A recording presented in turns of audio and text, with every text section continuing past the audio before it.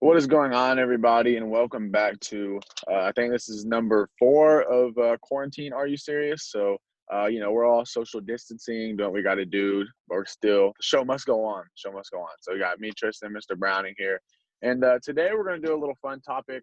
We're going to do, it's kind of quarantine-ish, but if you could only watch the same 5 sporting games / events for the rest of your life, what would those 5 be? Okay. I brainstormed it this morning. I'm pretty proud of the idea that I came up with. So, would either of you like to go first?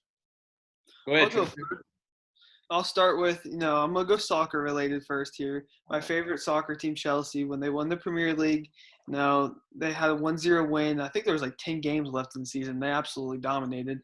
And that was a pretty big game to watch. My favorite team finally winning the league and have it. They did it same the next year after that, but that was definitely number 5 for me.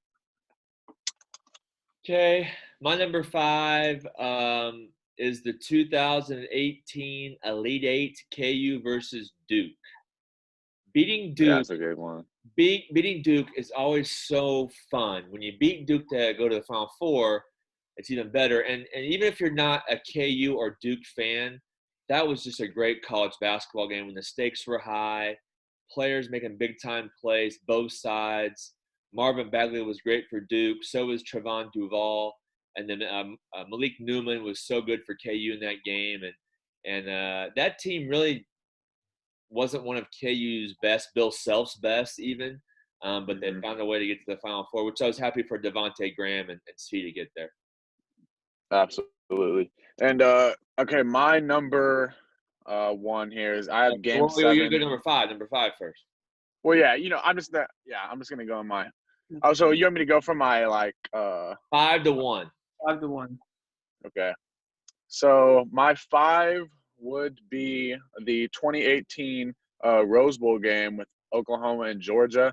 I wanted one football game in there, and I won't say if I have any more or not, but I just remember watching that game, and to me, that might be the most crazy because I didn't watch the 2005, that Trojan War game. I wasn't old enough, but this game might have been the most crazy good football game I've ever seen. I mean, there were so many NFL players in that game. You had Hollywood Brown, Baker Mayfield, Sony Michel, Jake Fromm is gonna go in the draft at some point, and With then the like other running back, Nick Chubb.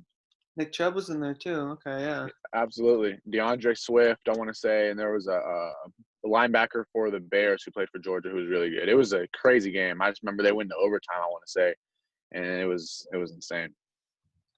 But since I went 5, we can go snake. I'll go 4 here.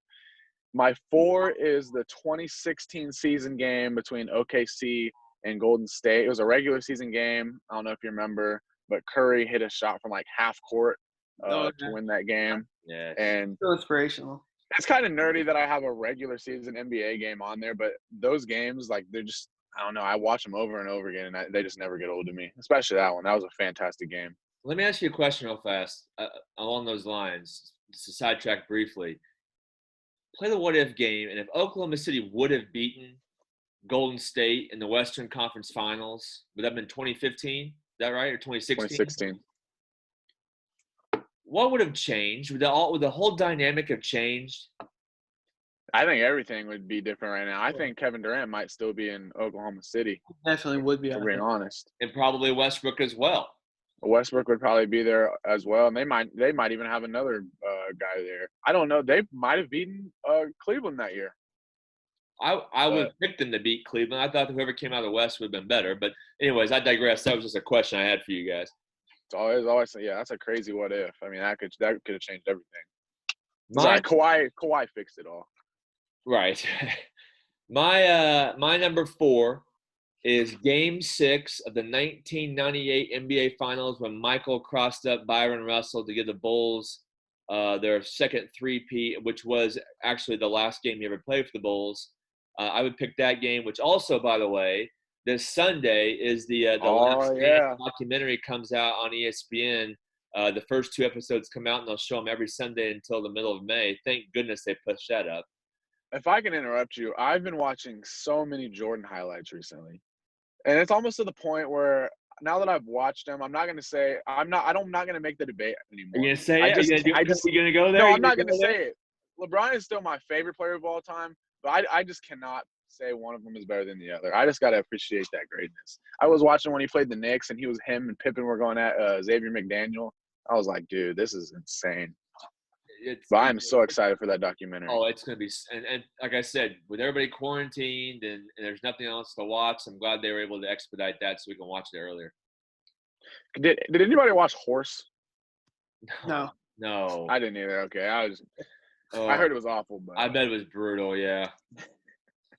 So my number 4, I went with the Cavs Warriors Game 7 in 2016. LeBron's block, and then the Warriors blew that lead, and the Cavaliers won it. That's definitely up there. I remember watching that block live, and I was like, game's over. I was like, you just won. One of the greatest defensive plays I've ever seen in my life. Oh, and hustle play. That's like LeBron right there. That's just 100% LeBron. The hustle play. I mean, that's my type of block.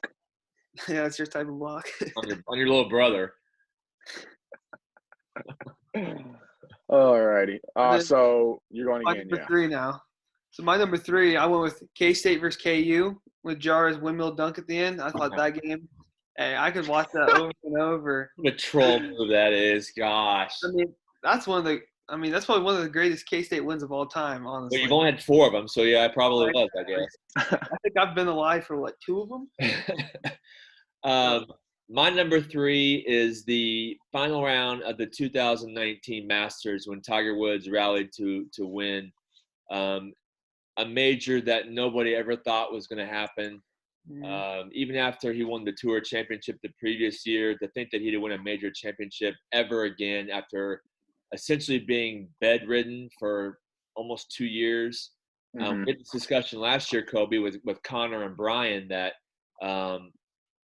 in my mind, it's the greatest sports achievement I've ever seen, considering how low he was.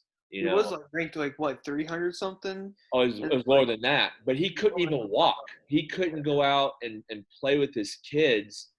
And then we're watching him on golf's biggest stage win a major championship. And I know people think that golfers aren't superior athletes to, say, a football or basketball player, and they're probably right. But he is the exception to the rule, I think, when it comes to that, because how many people could come back from what he came back from to be the best at their sport again at age 42? Yeah, that was crazy. That was one of the first actual times I've tuned into golf. I saw he's coming back, and I think I watched last 3 holes. It's a Tiger factor. Uh-oh, did we lose Koby? Looks like we did. Oh, no. We lost the host of the show. He's gone. Nobody wanted his input. Does it let him back? The question I have is, I don't know if we can get him back without stopping this meeting and getting back in here. Okay. So, Trystan, here's what we're going to do. And for those of you out there, we're going to stop, and we'll come back and we'll finish it here in a minute. All right. All right. Let me stop this.